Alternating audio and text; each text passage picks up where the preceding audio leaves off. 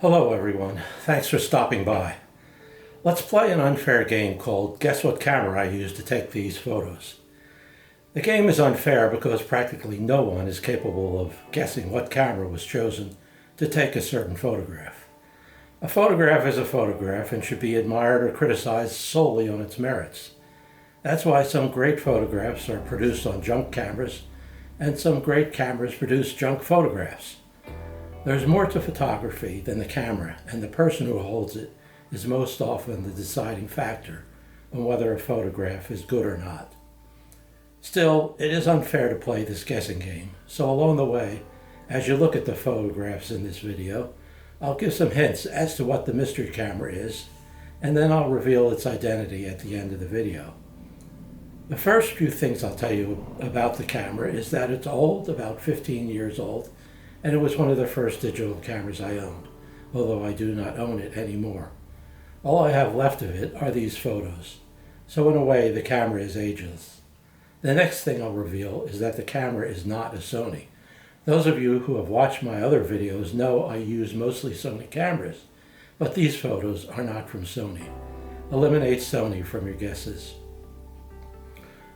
So let's move on now to the first photographs and the first clues. We're going to travel far away in this first set of pictures to the great Dutch city of Amsterdam, a place I love. Since I live in Pennsylvania in the US, you can conclude after seeing the photographs that the mystery camera is light and versatile, good for travel. So let's see the results the mystery camera produced with street photos in Amsterdam. Listen for more clues.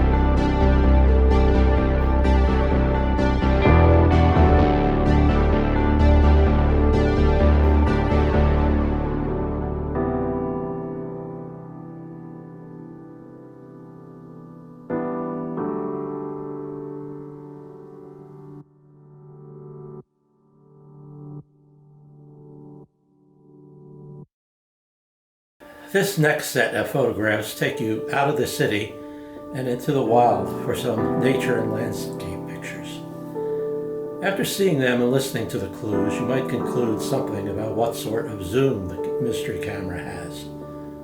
Why can it take a landscape photo? What focal length is required for that? Why can it take a wild horse or colt photo or bird photo? What focal lengths are required for those types of photos? You still won't be able to guess the camera, but you can get closer to knowing its identity and what type of camera it is. Something this versatile has to be of a certain class of cameras. So check out the photographs and the clues from Chincoteague and Assateague Islands, where the wild horses roam free. Check out the Chincoteague and Assateague photos and see if the mystery is any closer to being solved.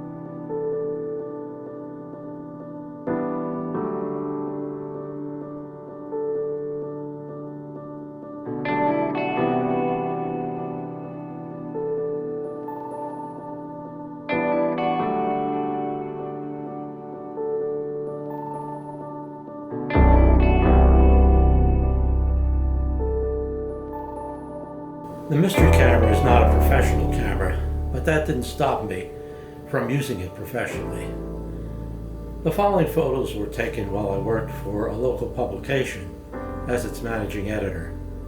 Back over 15 years, digital cameras were still new, and the few professional cameras produced were barely better in image quality than the cameras produced for the public. The first professional camera I used while working for a newspaper in Montana was the Nikon D1 with its 2.1 megapixel sensor. Here's a clue about our mystery camera that might give it away. It had 3.2 megapixels. In my mind, it was better than the D1 in quality, but not in autofocusing or speed. So let's take a look at what you got for those extra megapixels at home in Bucks County.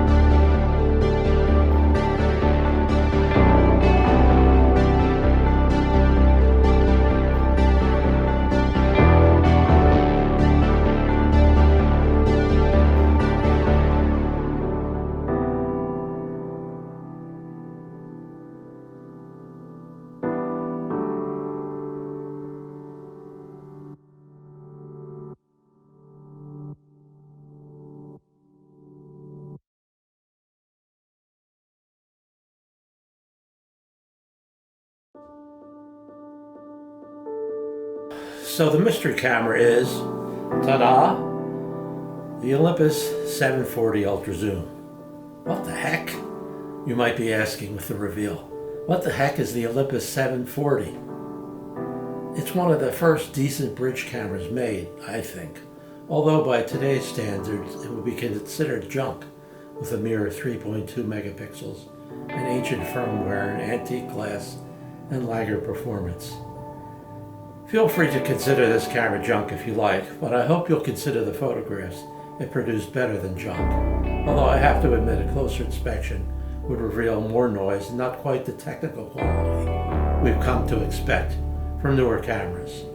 Still, I think the colors and compositions and subjects show the quality of the photographs you could take with this early bridge camera.